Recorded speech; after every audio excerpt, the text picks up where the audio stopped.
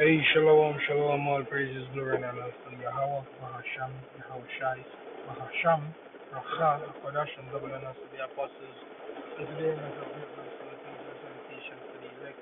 I'm your brother Mark, all from the greatness to the Jamaican camp again with a message to the spirit and power of Yahweh, Mahasham, Yahushai. And definitely, we're living in some serious times where Yahweh, Mahasham, Yahushai, word is being magnified. The Lord is about to be glorified through the entire earth. And it so happened that, He has chosen us, the work of the elect, to be a part of that number, to be a part of the chosen, you know, and use our vessels to be a part of that calling and to proclaim the year of liberty and how our Lord is coming back to redeem us and to bring forth comfort unto us for we mourn consistently. So so much more now than ever that the enemies, they are making moves. They're making so many moves because your kingdom is about to come to an abrupt end. And it's beautiful. And this is prophecy fulfilling as in the days of old. It is fulfilling right before our eyes. And we have to say, Tawada Yahweh Bashem Mashiach Yahushai for that. And for the apostles and elders that was here before us that did this ministry and do it with fervent love that we may be brought into the fold, you know, through their hard labor and toil, consistently without wavering, being rooted and planted properly into that spiritual soil. And I've never taught anything separate and apart from the truth, 100% truth. We have to give thanks to those men because they are through their labor, or should I say, we have entered into their labor, which make us a part of this ministry. Anyway, without any further ado, let me read Isaiah chapter 19, verse 1, and it reads, "The burden of Egypt. Behold, the Lord Yahushua rideth upon a swift cloud, and shall come into Egypt, and the idols of Egypt shall be moved at his presence," and that is America. The modern Egypt is speaking about America, right? It says, "And the heart of Egypt shall melt in the midst of it, and I will set the Egyptians against the Egyptians, and they shall fight everyone against his brother, and everyone against his neighbor, city against city, and kingdom against kingdom." Right? So this is speaking about race war, and not only race war, but class war, because you know, the whole Kirk issue of Charlie and the Chocolate Factory, and I'm speaking in quotes. Yeah, so it's a Kirk issue of Charlie and the Chocolate Factory.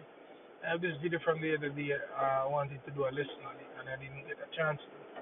So now the Lord has provided me with some time, the Apostle Aram and about to strike when iron is hot. So I'm striking now, and I hope that this is an edifying lesson. So, whole Charlie and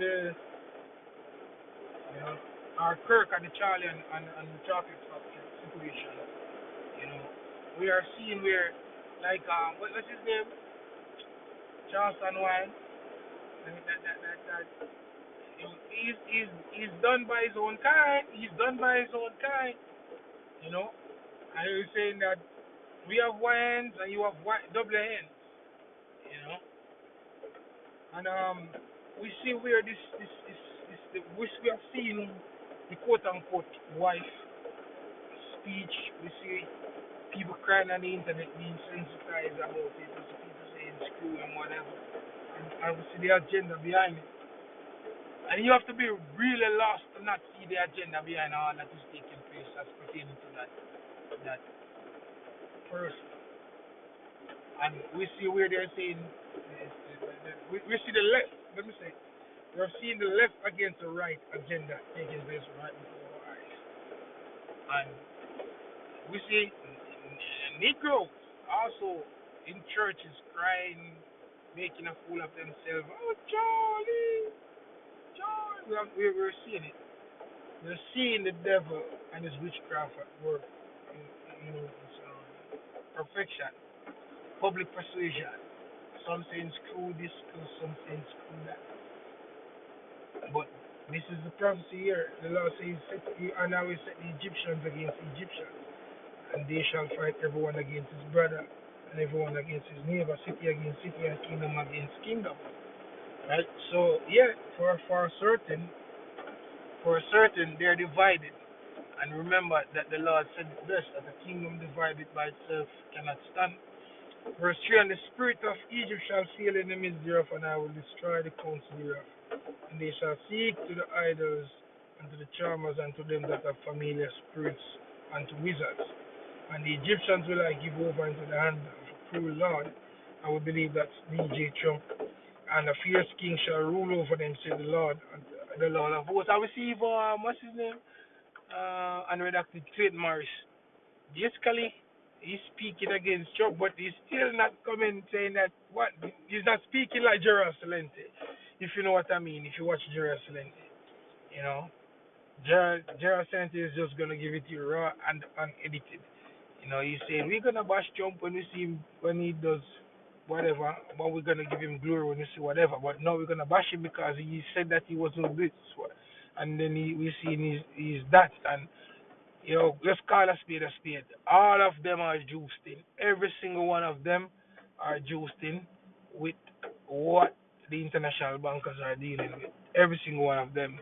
Whether it's Leiden or it's DJ Trump Nero. It doesn't matter who it is, they are all juiced in.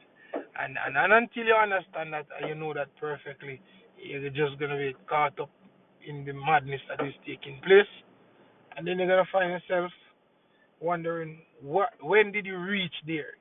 you know, let me put it that way. You're gonna wonder when did you reach there, right? So no, and on the other hand, I have this video right here. I want to play this video right here.